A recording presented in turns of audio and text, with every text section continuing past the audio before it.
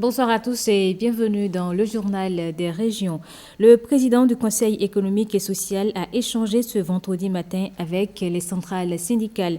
Au menu des discussions, la situation actuelle caractérisée par la cherté de la vie. Suivez respectivement le président du CES, Augustin Tabek-Bian, et Anselme Amoussou, secrétaire général de la CSA Bénin, au micro de Christelle Tongodo.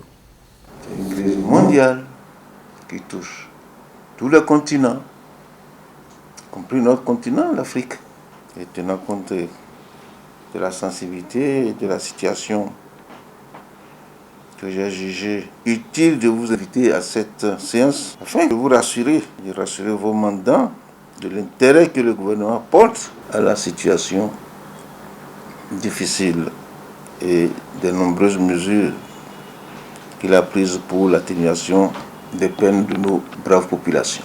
Le président du CES nous a rappelé un peu les mesures qui ont été prises par le gouvernement suite à notre appel et nous a rassuré qu'il suit de très près la situation sur le terrain. Et, disons, à la veille de la rencontre annoncée avec le chef de l'État pour le 26 avril prochain, le président du CES a souhaité également que nous puissions regarder un peu, disons, la situation du pays, la situation globale dans le monde aujourd'hui pour de façon responsable, échanger avec le chef de l'État et les membres de son gouvernement. Nous avons profité également pour lui rappeler que la question de la vie chère, la question de l'augmentation des salaires n'est pas la seule préoccupation aujourd'hui des travailleurs. Il y a beaucoup d'autres questions sur lesquelles nous avons voulu qu'il intervienne également pour faire en sorte que sa médiation, la médiation du CES, aboutisse à la satisfaction des revendications des travailleurs. La mauvaise hygiène dégrade la qualité du cadre de vie et met à mal la santé humaine. À l'initiative du programme Agir Eau de la GIZ et pour marquer la journée nationale de l'hygiène et de l'assainissement, quelques acteurs sont descendus au marché d'Antokwa pour les manifestations. William Tchoki pour le compte rendu. Il grouille d'activités et pilule par endroits des détritus de tout genre. Le marché d'Antokwa génère plus de la moitié des déchets de la ville de Cotonou. Un centre de transaction d'envergure régionale, il accueille les manifestations de la journée nationale de l'hygiène et de l'assainissement. Les mauvaises conditions d'assainissement privent les personnes, en particulier les femmes et les filles, de leur dignité, de leur sécurité et de possibilités d'éducation au travail. Un choix du programme AGO de la GIZ. Il mène cette sensibilisation des bonnes dames du marché avec l'appui de la Société de gestion des déchets et de la salubrité du Grand Nokoué. Nous avons besoin de ce genre d'activité dans le marché d'Antokwa puisque notre marché dégage beaucoup de déchets et a besoin d'être assaini au jour le jour. Donc une activité du genre, le lancement d'une journée de telle envergure, ça nous enchante. Nous en avons besoin à Antokwa. Le marché d'Antokwa a bénéficié une fois encore des coups de balai des opérateurs de nettoyage. Des fosses déjà pleines à craquer ont été vidangées au grand bonheur des responsables du marché. Après le tirage au sort des secrétaires exécutifs des mairies, c'est le tour aujourd'hui des autres responsables aux postes administratifs et techniques des communes du Bénin. Le tirage a été effectué par les secrétaires exécutifs devant les autorités communales, préfectorales et les membres du comité de supervision de la réforme, William Aguière et Petroni Yelokousou. C'est l'acte 2 du processus de sélection des responsables administratifs et techniques des 77 communes du Bénin. L'opération qui se déroule sous la supervision d'un huissier de justice avec le même dispositif ayant servi à la sélection des secrétaires exécutifs des communes est un gage de transparence. Cet exercice est un exercice qui a privilégié le mérite. Dans le groupe technique, nous avons eu vraiment des performances beaucoup plus solides. Et pour tirer dans les communes à statut particulier, nous avons dû relever la note pour avoir un groupe un peu plus restreint. Seuls ceux qui ont eu 80 sur 100, donc 16 sur 20, peuvent bénéficier du tirage dans les communes à statut particulier. liste des 925 candidats retenus dans la base de données, 331 seront tirés au sort par les secrétaires exécutifs des communes avec 31% de femmes. Un tirage au sort avec quelques spécificités. Dans certaines communes, surtout les communes à statut ordinaire, le tirage n'est pas nécessaire. Donc pour les autres, c'est des nominations et on procédera à ces nominations plus tard. La deuxième condition, c'est les intercommunalités qu'on a dû considérer pour certaines fonctions. À l'issue du processus, toutes les 77 communes du Bénin seront dotées de leurs personnes responsables des marchés publics, des responsables administratifs et financiers, des responsables du développement et des affaires domaniales. Accroître la production du riz au Bénin, c'est l'objectif du gouvernement. Mais sur le terrain, les changements climatiques freinent cette ambition. Dans l'Aliborie, par exemple, les superficies emblavées ont donné de faibles rendements avec la mauvaise pluviométrie. Pour pallier le phénomène, des mesures sont proposées aux producteurs pour une campagne 2022-2023 réussie. Gédéon Vegba et Michael Nouati. À partir du 23 septembre même, les pluies qui venaient n'étaient plus bénéfiques au riz.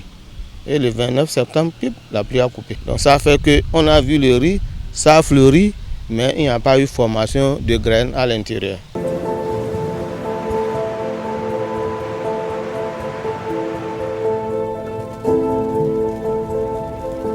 Il n'est plus à démontrer aujourd'hui que les changements climatiques causent d'énormes dégâts dans la vie en général et des producteurs en particulier.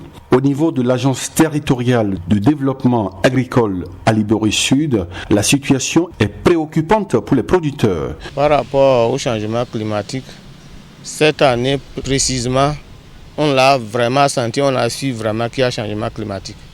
Parce que nos productions n'ont pratiquement rien donné cette année. Parce qu'on a produit le riz IR 841 qui a un cycle de 120 jours. Donc par rapport à ça, précipitamment, la pluie a coupé le 29 septembre. Par rapport aux autres années où la pluie cesse le 15 octobre. En temps, je n'avais pas senti l'effet. L'année 2020-2021, vraiment, ça a été catastrophique à notre niveau, nous les producteurs du riz. La pluie commençait très tôt et la pluie finissait tardivement dans l'année. Vers les mois d'octobre que la pluie prenait fin. Mais cette année, ce n'est pas le cas. Donc la pluie était brutalement partie. Sur une superficie plus de 5 hectares, rien n'a été récolté. De façon estimative, ça peut avoisiner à 1,3 million avec la main d'œuvre, tout ce qui tourne autour pour avoir le riz. Je suis découragé pour dire cette année ça allait être la même chose, voyant ce qui s'est passé l'année dernière, et pas seulement à mon niveau. Dans la zone, il y a beaucoup qui ont perdu leur plantation, qui n'ont rien récolté. Il a été développé des semences qui sont résilientes à ce changement climatique. Et également, depuis un certain temps, nous avons opté pour l'intensification de la production au niveau de toutes les cultures. Il ne s'agit plus de faire une culture extensive. Relever le défi d'une forte production pour la campagne qui s'annonce, c'est l'objectif de tous les acteurs de la filière riz au Bénin. Le programme d'appui au développement durable du secteur agricole, appuyé par l'Union européenne à travers le Fonds national de développement agricole, a procédé à la remise d'équipements aux services financiers décentralisés SFD. Objectif, renforcer leurs expériences en matière de financement agricole et avoir désormais de meilleures performances. Ézéchiel Diakor et Wenceslas Awimo. Joie, satisfaction, acclamation à cette cérémonie de remise d'équipements aux services financiers décentralisés SFD, partenaire du Fonds national du développement agricole FNDA. Le PADSA est un programme de l'Union européenne orienté, entre autres, amélioration de l'efficacité des mécanismes de financement du secteur agricole, dont principalement le FNDA. Vous, système financier décentralisé, par votre couverture géographique, êtes des partenaires stratégiques importants dans la mise en œuvre et l'opérationnalisation du guichet 3 du FNDA.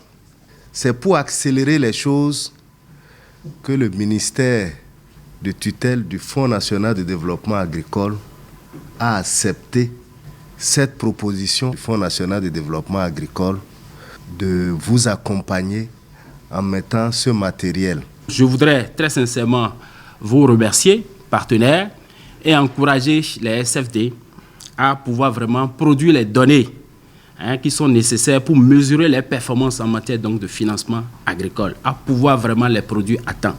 Et nous pourrons aller loin, parce que si on a les statistiques, et telles que je l'ai dit, on connaîtra alors les faiblesses, les éléments, les points à améliorer des structures, et ainsi on pourra donc, pourquoi pas, convaincre toujours notre partenaire. Et voilà, tous contents, une préoccupation déjà satisfaite, de meilleures performances désormais pour les SFD.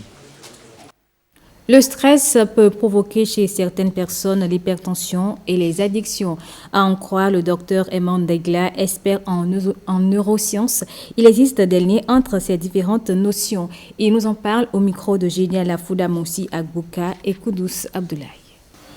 Le stress, cette neurohormone d'adrénaline marche souvent avec un neuromédiateur, un neurotransmetteur qu'on appelle la dopamine au niveau de notre cerveau. Et cette substance chimique, c'est elle qui gère notre mode de fonctionnement psychomoteur, de nous mettre en mouvement, en énergie, donc notre motivation.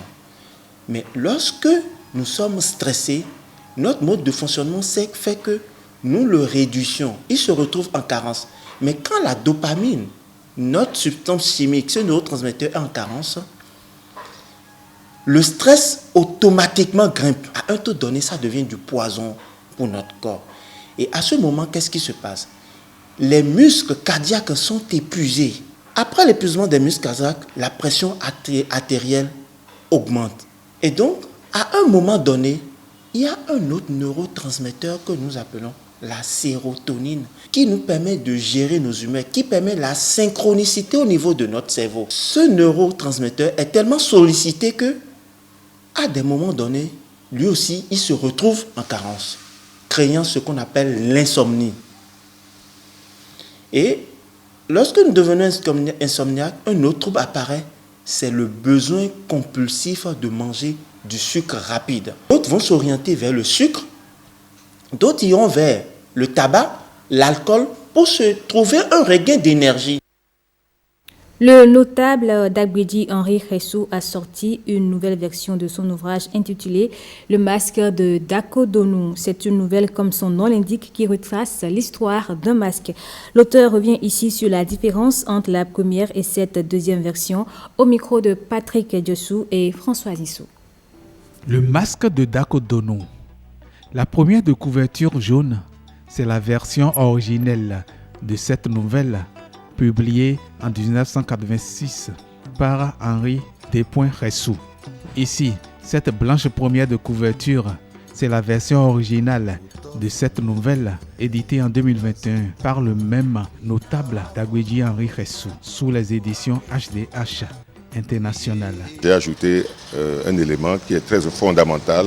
Il s'agit de la pétition, n'est-ce pas, des rois, députés et tel couronel du Bénin au président de la République française pour le retour de nos biens culturels. Cette nouvelle, une histoire à peine imaginée ou imaginaire. C'est une histoire inspirée par un fait divers, marqué par le vol d'un objet reliquaire au musée d'Abomey vers les années 76. Et moi, je me suis inspiré en 86 de l'écrire. Ce qui est nouveau, c'est que nous avons inséré la plupart des 26 œuvres qui ont été restituées au Bénin en novembre dernier par la technique du dialogue.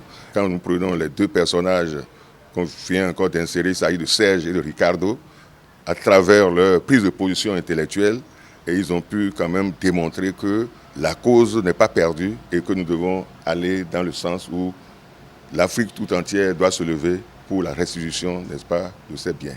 Ajouté aux 26 joyaux royaux, cet ouvrage de 24 pages appelle à d'autres œuvres à récupérer qui seront visitées sans se cacher derrière tout autre masque de Dako Donou. C'est la fin de ce journal. Merci de votre aimable attention.